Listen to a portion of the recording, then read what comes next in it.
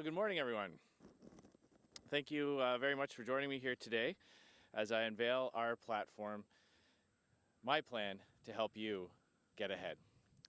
And unlike Justin Trudeau's so-called plan, this has been fully costed by the Parliamentary Budget Officer. This is a fully costed platform with all the numbers.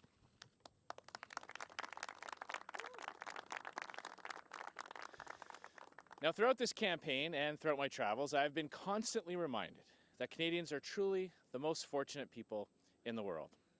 We are the keepers of a proud history. We have fought and helped to defeat forces of tyranny and helped to bring peace around the world.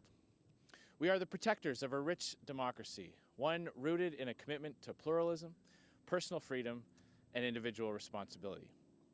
We are the stewards of breathtaking natural beauty, from right here on the Pacific to the Arctic and to the Atlantic. I believe Canada's potential is as vast as the distance between our shores, and I believe our best days yet are still ahead. But we have to change course now. 4 years ago, Justin Trudeau came to office on a promise of sunny ways and positive politics. He spoke of his hopeful vision for the future. But it didn't take long for his professed optimism to give way to outright cynicism, for his commitment to unity to dissolve into divisiveness. The last 4 years have clearly demonstrated that Justin Trudeau is not as advertised. He said he would be accountable and ethical. Instead, he has used the power of his office to reward his supporters and punish his critics. He said he would help the middle class. Instead, he raised taxes on 80% of middle-class Canadians and imposed a carbon tax that's making everyday life more expensive. He said he would balance the budget. Instead, he's running massive deficits that threaten higher taxes and important social programs like healthcare. Under Justin Trudeau, Canadians are working harder and harder, but they're just not getting ahead. And I hear it everywhere I go. Everything is getting more and more expensive. There's less and less money left at the end of the month. Your goals are getting further out of reach, and you're falling further and further behind. But I'm here today to say that better days are coming, and that on October 21st, you'll have the chance to end Justin Trudeau's cover-ups, deficits, and tax hikes, and elect a conservative government that will finally help you get ahead.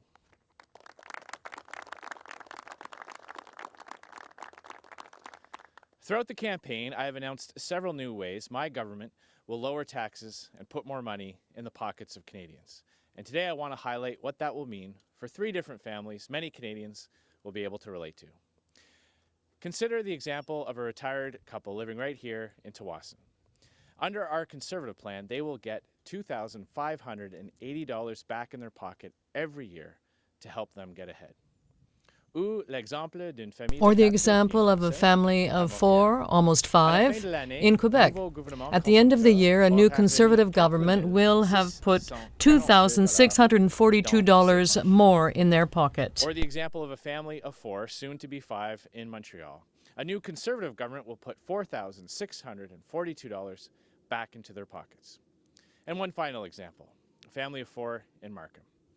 Each year, this family will have $3,264 more to put towards its future. We're the only party with a plan focused on you and on your needs. We're going to start by scrapping the Trudeau Carbon Tax that is making everyday essentials more expensive for Canadian families. If Justin Trudeau is re-elected, gasoline is going to go up 31 cents a litre, while the average cost of natural gas for a Canadian household is going to increase by $469. A new Conservative government will also introduce the universal tax cut, saving a couple earning average salaries $850. We will take the GST off of home heating costs, saving your family over $100 a year. We will introduce the Green Public Transit Tax Credit, saving a family of 4 who take transit up to $1,000. We'll make maternity benefits tax-free, putting up to $4,215 back in the pockets of new parents. We will introduce the Children's Fitness Tax Credit, allowing parents to claim up to $1,000 for sports activities. We'll also introduce a Children's Arts and Learning Tax Credit, letting parents claim up to $500 for arts and learning programs. We'll expand the age credit, benefiting the lowest income Canadians the most and giving a senior couple up to $300 back. We will boost government matching to RESPs by 50%, helping parents get more for their kids' education. And we will introduce the Green Home Renovation Tax Credit, putting up to $3,800 back in the pockets of families doing their bit to fight climate change by making their homes more energy efficient. Justin Trudeau spent his campaign telling Canadians that everything is just great. And maybe that's the way it is in his world. I'm sure that people who never had to worry about money are probably not concerned about the cost of gas, their hydro bills, or their mortgage. But I'm here for people who need help.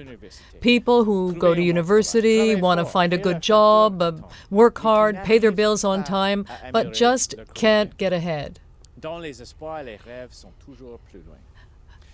They never manage to realize their dreams. Now, I remember when we lived at a house in southern Ottawa, and my parents were wondering how they could get ahead. But this plan has a lot of concrete measures that will help Canadian families to save for the future. And unlike Justin Trudeau, we know how much those measures cost and where the money will come from. Justin Trudeau, on the other hand, has spent this campaign telling Canadians how great everything is going. And perhaps in his world it is. I have no doubt that people who have never had to worry about money aren't concerned over the high price of gasoline or their utility bill or their mortgage rate. But I'm here for the people who just need a break. The people who are doing everything right, going to university, getting a good job, working hard, paying their bills on time, but who still can't seem to get ahead in life, whose hopes and dreams keep getting further and further away. The parents who sit around the dinner table, like mine often did in a townhouse in South Ottawa, stressing over how they will make it to the end of the month. Our Conservative platform is full of real, concrete measures that will help Canadian families save and plan for the future. And unlike Justin Trudeau, we know how much it will cost and where the money is going to come from. Our platform has been verified by Dr. Jack Mintz, President's Fellow at the University of Calgary School of Public Policy, who says this fiscal plan is reasonably estimated, resulting in a budgetary balance in 5 years. Our goal this election is clear: a new Conservative government that empowers Canadians to build a brighter future. This in itself is a worthy goal, but ultimately it's part of a larger vision. Canada's success depends on Canadians' success, and Justin Trudeau's small, petty vision of Canada, of region against region, province against province, and Canadian against Canadian, is unworthy of this great country. We will return to the optimism and vision of Canada's greatest leaders, dreamers like Sir John A. Macdonald, unifiers like Sir Wilfrid Laurier, and builders like John Diefenbaker. A new Conservative government will unite this country from coast to coast to coast so that we can do something wonderful. A prosperous country that offers opportunities to all those seeking them. A peaceful country that allows people to think and be free. And a country that reflects the people who came before us. As Canadians, we have to begin to look ahead and do it together. The potential of this country is unlimited. We have everything we need to succeed, but we need a government that will allow us to do that, not a government that keeps us behind. Your family and the future of our country. A new Conservative government will bring our country together from coast to coast in pursuit of something bigger than ourselves. A prosperous country that offers opportunity to all who seek it. A peaceful country that allows people to worship, think, and speak freely. A stronger, more united country, worthy of those who came before us and that our children and grandchildren deserve. As Canadians, I want us to start dreaming big again. I want us to start dreaming together. We can be a country of yes again. Yes to big ideas. Yes to big projects that create prosperity and bring our country closer together. Our country's potential truly is boundless. We have everything we need to succeed. What we need is a government that empowers us, not diminishes us. This election is about the future of your family and the future of our country. And the choice is between a Justin Trudeau-led government that divides Canadians for short-term political gains and a new Conservative government that brings Canadians together. The choice between a Justin Trudeau-led government that favors its well-connected friends and a new Conservative government that works for all Canadians. The choice between a Justin Trudeau-led government that cuts deals for the millionaires who run billion-dollar companies and gives massive exemptions to the largest emitters, and a new Conservative government that puts everyday Canadians first. The choice between a Justin Trudeau-led government that makes life more expensive and a new Conservative government that will make life more affordable. C'est le moment, chers amis.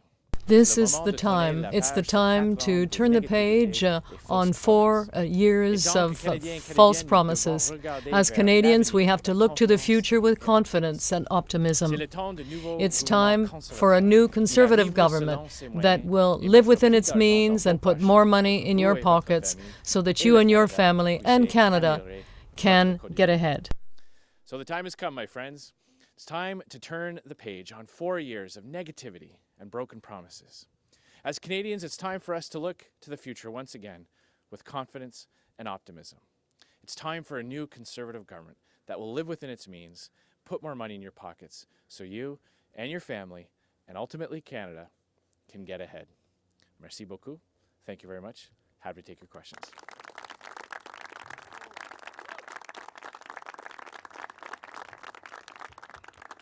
Hello, Mr. Scheer. My name is Annie Bergeron-Oliver, and I'm with CTV National News. Economists are predicting a growth in the economy beginning in 2020, and many are concerned about a recession in the coming few years. Your plan to balance in 2024 does rely on reduced interest payments to help get you to balance, especially in the last few years. Do you believe that there is enough buffer built in, and what happens if you don't form a second majority government? Well, absolutely, I do believe there's enough buffer built in. This is a responsible plan with a prudent framework, and you hit the nail on the head.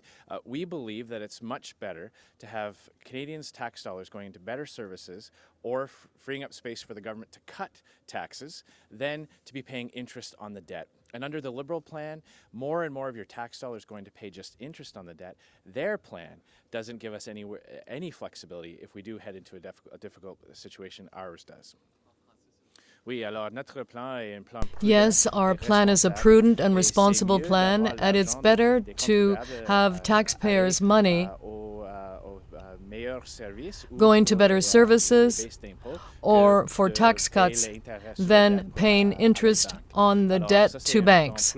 So this is a prudent and responsible plan, and under the Liberal plan, where we don't have any costings, there's no flexibility if economic times become tougher in future. The party is proposing $50 million over 5 years to a national strategy on autism.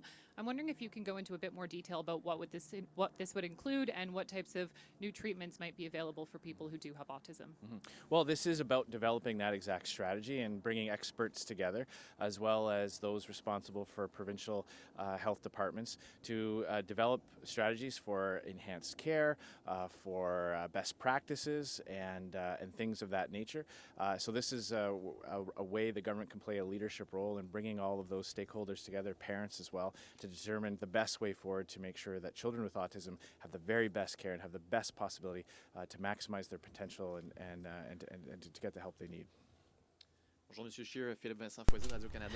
Radio-Canada. Sur Netflix, On Netflix, you've decided to impose a 3% tax, but there's no sales tax. And one of your arguments in past was that there needed to be tax equity and that the platforms are not paying GST, whereas people using Canadian platforms will have to collect that GST.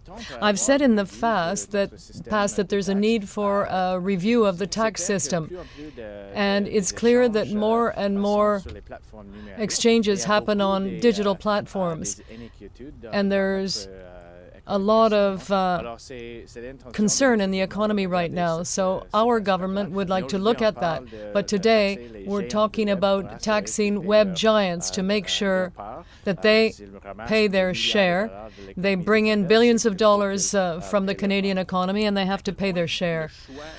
But is the choice clear on balancing the budget? You talked about choices earlier. You're saying to Canadians there's a choice between deficits and a balanced budget in 5 years. Yes, that's about being responsible. This is a responsible plan. We will protect public services. We will continue to increase. And I know that the Liberals will try to spread fear, but we will maintain investments and increases in health and education services and other social programs. It is essential that we have a government that stops borrowing money from taxpayers and future taxpayers, and it stopped paying so much money to put interest on the debt. With Justin Trudeau, we will never, ever pay down that debt, and it's irresponsible. There's no one in Canada that could possibly think that is the best way to do things for their own family or their business. There's a need for responsibility in government, so that's a clear choice. No budget balance under the Liberals and a responsible plan with the Conservatives. Hi, Mr. Scheer. Melanie Woods, HuffPost Canada. In the platform, in your leadership platform, you talk about restricting grant funding to universities that don't commit to free speech policies. And we've seen the Chicago principles adopted by provincial governments in Alberta and Ontario. How will universities, pass the test at the federal level? Well, thank you very much for the question. I'm very proud of that aspect in our platform. There are threats to free speech all over the world and in here at home as well. And that is why we will have a regime put in place that prioritizes federal spending, federal grant contributions to universities that have taken concrete measures to protect free speech on campus. There are a number of different models that we are looking at. This will be done in conjunction with university officials. I've already started some of those consultations as Leader of the Opposition. We'll continue those as government and ensure that students have the knowledge and the confidence that free speech is protected on campus. And kind of as a follow-up, I know a lot of the kind of criticism of policies like the Chicago Principles has been around human rights legislation, existing human rights legislation. For example, in BC, LGBTQ folks are protected against harassment and discrimination on campuses.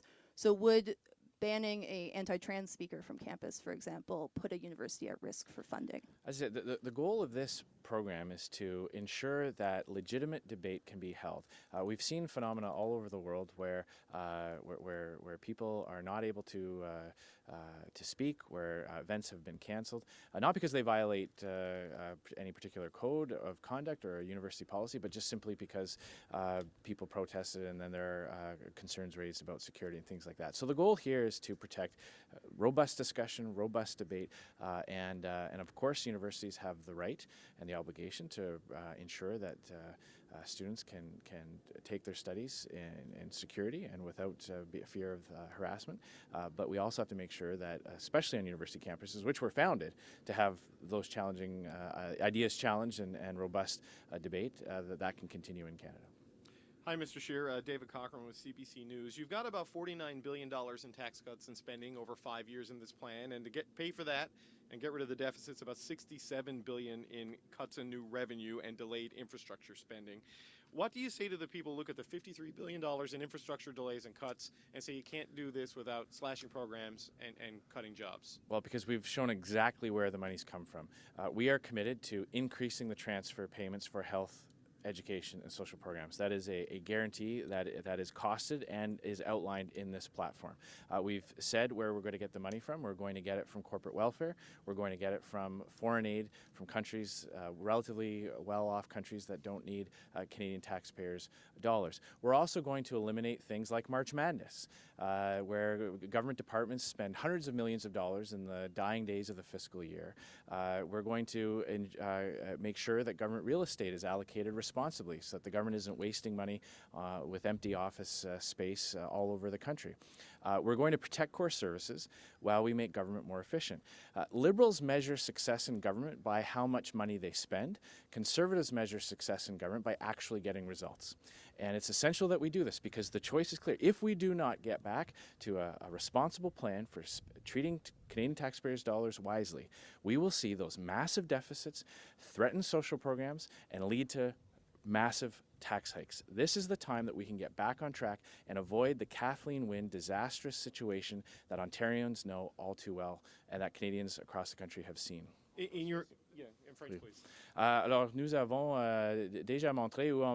have already shown where we're going to save money by cutting corporate subsidies.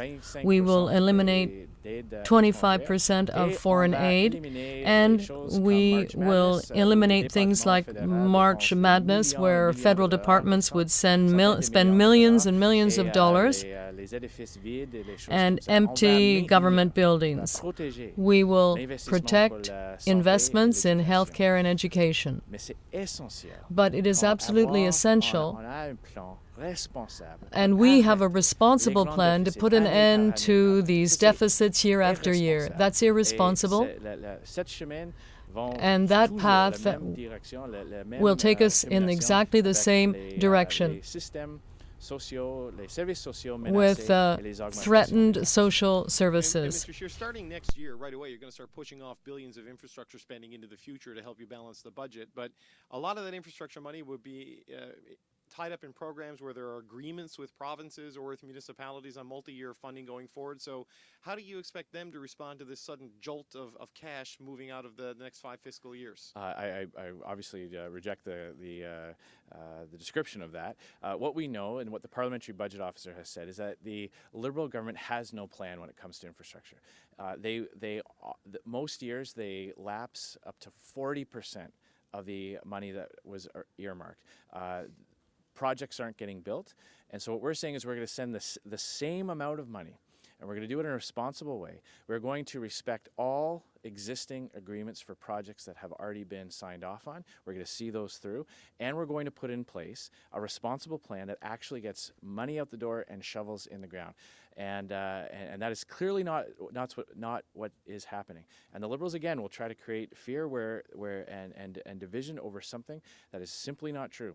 This is their infrastructure plan has been a disaster. It has been widely condemned by fiscal experts and by municipal experts who are saying that it's not leading to the increased economic activity and the increased projects. So we're going to keep the total amount of spending over a responsible period of time so we stop borrowing billions and billions of dollars from taxpayers.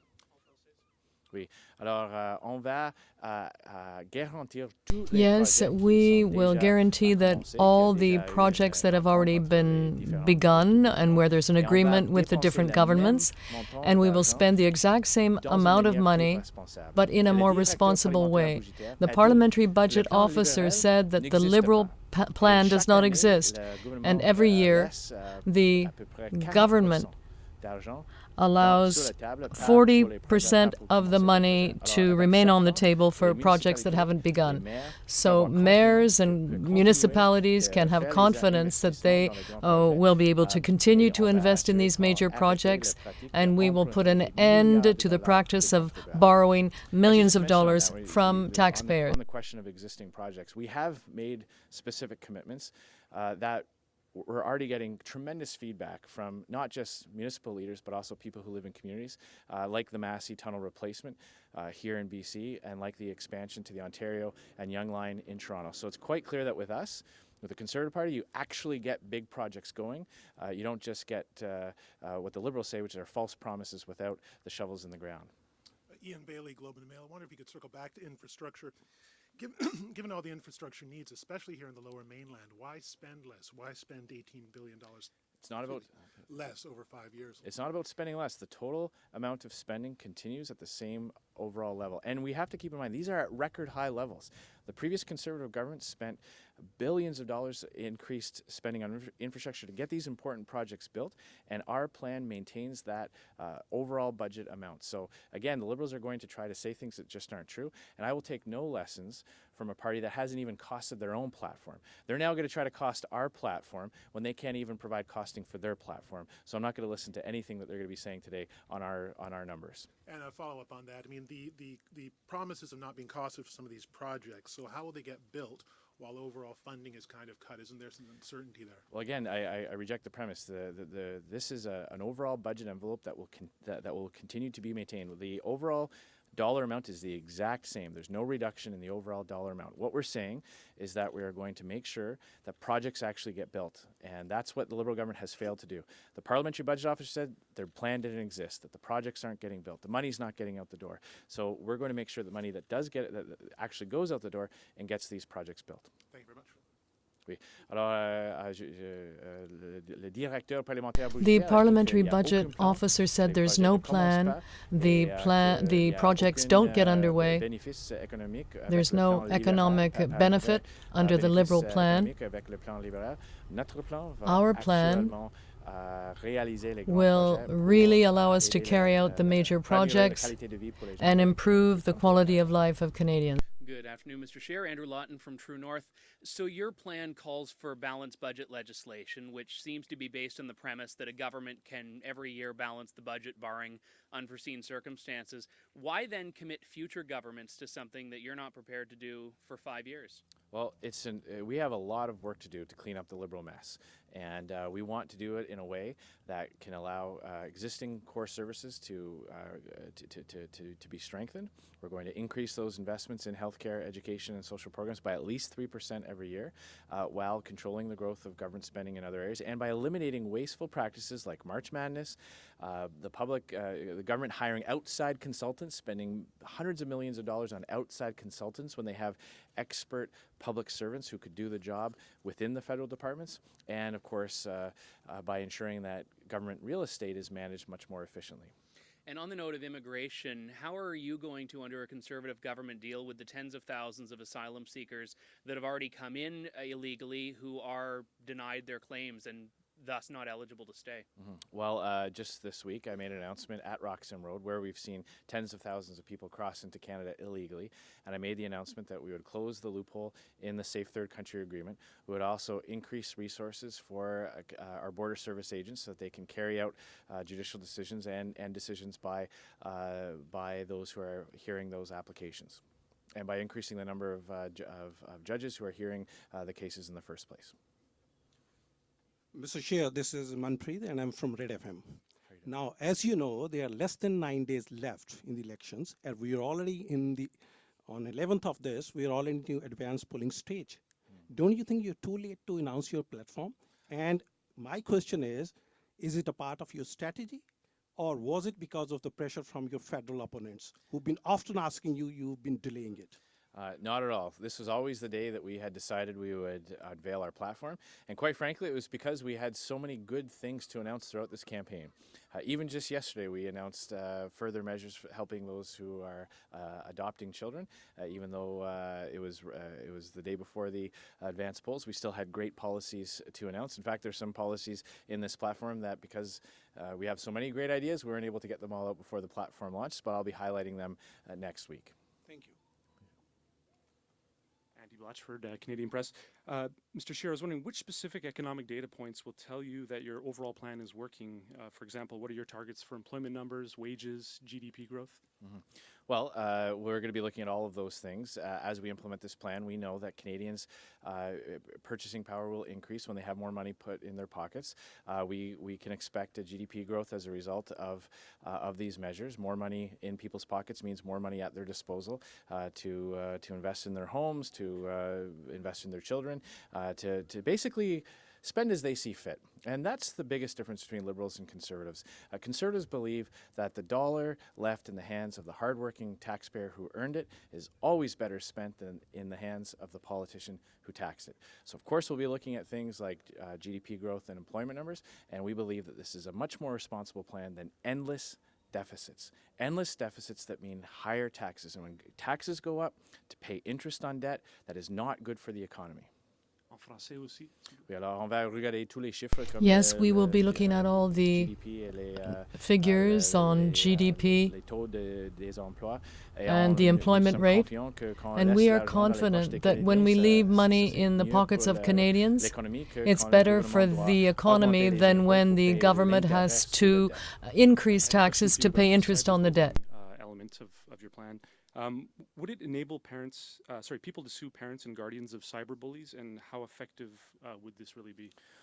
Well, as a father of 5 kids, I think we can all agree that we're entering into a new territory when it comes to how our children interact with each other. And I know I've spoken to parents whose children have had to switch schools because of bullying, and a lot of it is happening online now. So what this measure is about starting the work to create a framework to protect kids and to give parents the tools they need, and to have some accountability for when tragedies happen, and when children are forced to change schools or go through mental illness or anxiety because of the treatment that they've had online. This is about starting the work to create a framework around that to protect kids and give parents the tools they need. En français aussi. On va commencer comme une père de 5 enfants. As the father of 5 children, I have my own concerns about social platforms, and I've spoken to other parents who have children who had to change schools because they were victims of cyberbullying. So the idea here is to begin the work and bring in a system where we can protect children. Hi, Mr. Scheer. This is Shelley Hagan with Bloomberg News. What would you do if the global economy slows down sharply? Would you abandon the balanced budget? The concerns that many are raising about the potential global downturn is precisely why we have to get back on track now. Justin Trudeau has spent our way out of having any type of flexibility if there is a downturn. Those massive deficits are weighing down our economy. It means more and more money has to be taken out of the economy through either borrowing by the government, which takes money out of the economy, or by paying higher interest payments on the debt, which is just going to banks and bondholders. It's precisely because there are some signs of possible headwinds that we need to get back on track. We need to turn the ship away from the rocky shoals and back out to clear waters, and that's exactly what this plan does. Yes, it's clear that the big deficits will certainly hurt the Canadian economy and prevent us from managing any negative consequences. That's why we have to tackle those big deficits. And our plan is a responsible plan which will mean that the government will be paying less interest on the debt. Interest on the debt is wasted money. It is going to banks and bondholders. That money could be going into better services or into tax cuts. And that is the difference. That is the clear choice here. Canadians can now see an irresponsible Liberal plan that will run massive deficits for years and years and years. And we all know what happens when that is allowed to continue. It means threatened public services. It means higher taxes. It means life getting more and more expensive, and Canadians will fall further and further behind. Or they can choose the Conservative plan, which protects core services and increases investments in healthcare, education, and social programs, but gets back to balanced budgets so we can stop wasting taxpayers' money on interest charges on the debt. And regarding the plan to eliminate the tax gap, if it is feasible, why hasn't it been done yet? Well, it takes a government that has the purpose of mind to do it. This Liberal government spent their past 4 years going after small business owners, calling them tax cheats, all the while protecting those who have offshore accounts and things of that nature. So they made their choice. They thought that the local pizza shop owner and the local mechanic were cheating on their taxes. We believed that they were creating jobs and opportunities in their community. So we're going to go after those who are not paying their fair share of taxes, eliminating the tax gap, while lowering taxes on our job creators and people who create businesses in our local communities. Martin McMahon with News 1130. About $14.5 billion of these cuts for 5 years falls under the category of operating expenses, other operating expenses reductions. Could you just expand a little bit on what that means? Yeah, thank you very much. Yes. So I'll give you one example. Recently, we filed a request for information from the government on what's known in Ottawa as March Madness. And that is when government departments, if they have leftover money, instead of returning it back to the taxpayer and leaving it there for future years, blow it all at the end of the fiscal year. And we asked the government how much money was spent, what were the types of items that were purchased in that period of time. And the response came back, and it was hundreds and hundreds of pages of examples. So March Madness is one. We're going to put an end to that practice. We're going to stop the practice, or at least target the practice, of outside consultants being brought into departments at exorbitant rates when we have expertise within the public service. This is something that public service unions have actually flagged, where you have people with expertise within a department available to do the types of works that outside consultants are paid to come in and do. And we're going to rationalize federal real estate. We have so many office buildings all throughout the country that are not being fully maximized, not utilized properly, which means that we're paying far more for real estate than we would otherwise need to. So those are the examples that we're using to show that we can protect core services and protect employment levels within the public service, but stop the practice of blowing money out the door in the last few days of the fiscal year. We will eliminate a phenomenon which is called March Madness, where federal departments spend a great deal of money in the final days of the fiscal year. We will reduce the practice of using outside consultants and charge huge expenses, whereas there are public servants who are able to do the same thing. And we will also rationalize the use of federal real estate. Has been seemingly absent from this campaign from all the parties, but your platform does mention that word. And yet, as one of my colleagues pointed out, there does seem to be this sort of self-handcuffing on the idea of not being willing to run deficits during times of economic difficulty. So in one sense, your party seems to be the lone one to sort of appreciate the clouds on the horizon, and yet you're also handcuffing yourself with this plan of we will not run deficits under any circumstances. As you know, I don't think anyone would question Stephen Harper's credentials, but during times of real economic turmoil, he did run deficits. So for some people, certainly economists watching this, they're probably going to look at it and wonder if there's a bit of a contradiction here. What would you say to people who would point out that? Well, first of all, we're going to take steps within this platform and within our mandate that will strengthen Canada's economic activity. Under Justin Trudeau's government, we've seen tens of billions of dollars of foreign direct investment leave Canada. The investors have pulled money out of Canada because we can't get big things built in this country. So by getting big energy projects back on track, by implementing a national energy corridor, we're going to see a great deal of economic activity linked to that. Leaving money in the pockets of Canadians, helping them get ahead, also helps the economy. When they're able to spend money on the things that are important to them, that creates economic growth much better than when the government is spending money for them. And again, getting back to balanced budgets gives us more flexibility. Reducing the amount of money that we spend on interest charges frees that up precisely for if there are headwinds in front of us. And, the Liberals have to explain to Canadians, if they spend money quickly when times are tough and they spend money quickly when times are good, when do they ever get back to balanced budgets? When do we ever get to the point where we stop spending money on those interest charges? The answer with the Liberals is never, and the answer with us is in a responsible period of time, 5 years, getting back to balanced budgets, protecting core services, and lowering taxes, putting money back in the pockets of Canadians all along the way. Will there be any exemption in any scenario where a government can run a deficit under your legislation? Well, with our legislation, we will ensure that government has to find the money for new types of programs. If they are going to, embark on new spending initiatives, they have to find the money for that. That is how Canadian families live their lives. That is how Canadian businesses live their lives. And it's time that we had some fiscal responsibility at the federal level as well. Thanks very much, everyone. Thanks.